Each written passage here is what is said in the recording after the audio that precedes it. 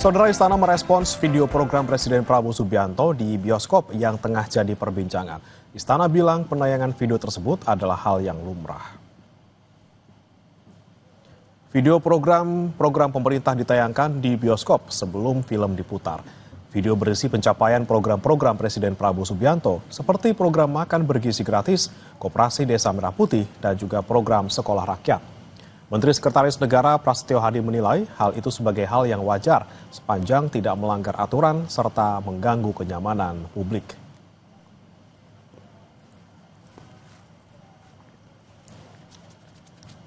Melalui keterangan tertulis ke Kompas TV, Menteri Sekretaris Negara Prasetyo Hadi menyatakan sepanjang tidak melanggar aturan, tidak mengganggu kenyamanan, keindahan, maka penggunaan media-media publik untuk menyampaikan sebuah pesan tentu sebuah hal yang lumrah.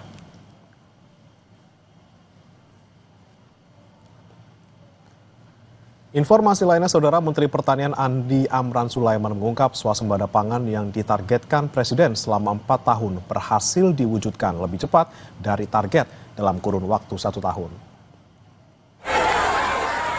Mentan Amran bilang keberhasilan ini hasil kerjasama semua pihak, mulai dari petani, akademisi, hingga pemerintah pusat dan daerah. Presiden memberikan target 4 tahun untuk mencapai swasembada pangan. Namun hanya dalam waktu 1 tahun, Indonesia mampu memenuhinya ataupun Indonesia mampu dalam memenuhi kebutuhan pangan nasional.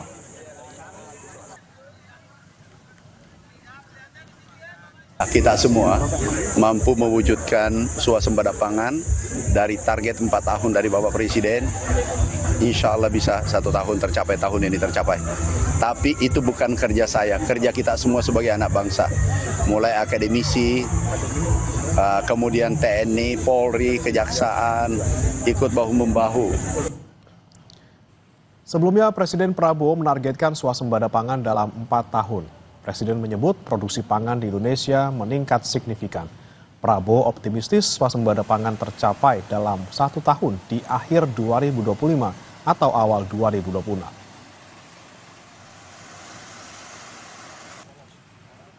Tahun 2025 ini kita tidak akan import beras lagi, tidak akan import jagung lagi, tidak akan import garam lagi.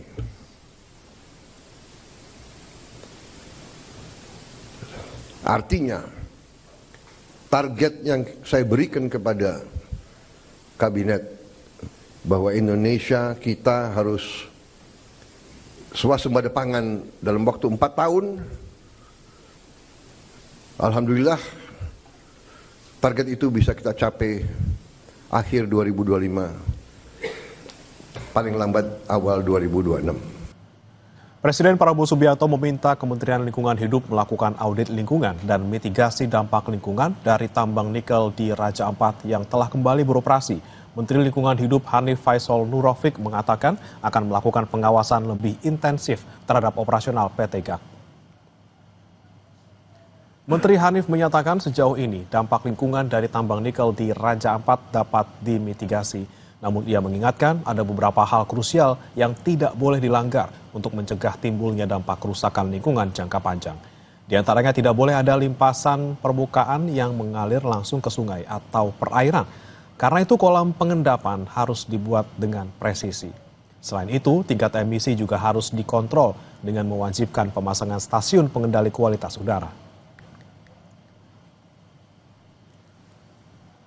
Jadi Bapak Presiden ingin dilakukan penaatan yang lebih serius, sehingga kepadanya dilakukan audit lingkungan.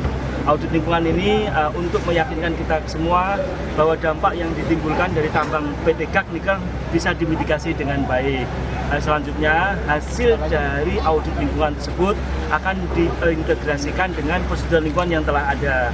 Kemudian Bapak Presiden juga meminta kepada kami untuk melakukan intensifikasi pengawasan. Jadi pengawasan yang biasanya 6 bulan, kami akan lakukan lebih rapat. Mungkin 2 bulan sekali akan kami lakukan tinjauan langsung di lapangan.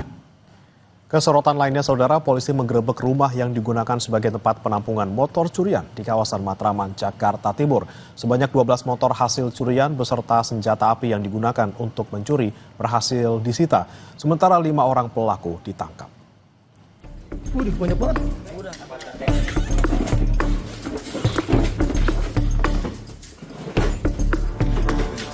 Polres Metro Jakarta Timur menggerebek sebuah rumah kontrakan yang dijadikan sebagai tempat penyimpanan motor curian di Jalan Asem Gede, Kelurahan Utan Kayu Selatan, Matraman, Jakarta Timur. Selain menyita belasan motor hasil curian, polisi juga menyita senjata api. 5 orang pelaku tak berkutik saat polisi menggerebek lokasi serta menyita motor hasil curian. Ini 4 biji. Mainnya berempat. Bukan mana? Joki yang ini mana? Di sana. Pulang udah. Lu mainnya sekitar sini doang. Kurang tahu dong kalau dia. Saya kan cuma tunjukin doang. Jemputnya di mana? Di mana? Sekarang dia sih. Bos lu mana? Bos lu yang mana? Hah? Bos lu. Ada di sana. Pengungkapan berawal dari laporan masyarakat yang menjadi korban pencurian motor di kawasan Utan Kayu Selatan. Dari hasil penelusuran petugas, motor curian tersimpan di dalam rumah kontrakan yang berfungsi sebagai bengkel. Nah, kita barusan mengungkap pelaku 363. Barang bukti kurang lebih dia belasan motor, nanti kita lakukan pendalaman ya. Iya. Bang, itu gudang atau apa bang ya? Di gudang Ada senpinya bang? ada senti 3. Oke bang. Warga sekitar mengaku tidak mengetahui rumah yang berada di tengah permukiman itu dijadikan sebagai tempat penampungan motor hasil curian. Bapak tahu nggak di sini ada tempat gudang motor curian? Tahunya bapak ini apa? Ini bengkel. Bengkel. Bapak tahu tiba-tiba di sini gudang motor curian bersenpi, tahu dari mana? Tadi dibuka sama aparat. Barat ini. Setahu ini tempatnya bengkel. Pelaku dan barang bukti sepeda motor kemudian dibawa ke Mapolres Metro Jakarta Timur untuk penyelidikan lebih lanjut. Ardi Praseno, Kompas TV, Jakarta.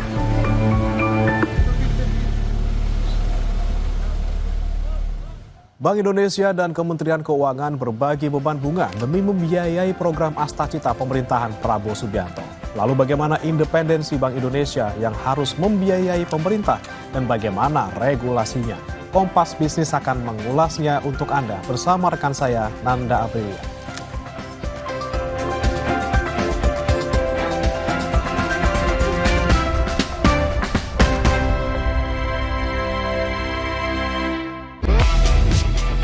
Puluhan komika nasional suci kembali ke rumahnya. Temui Raditya Dika, Ajis Doayu.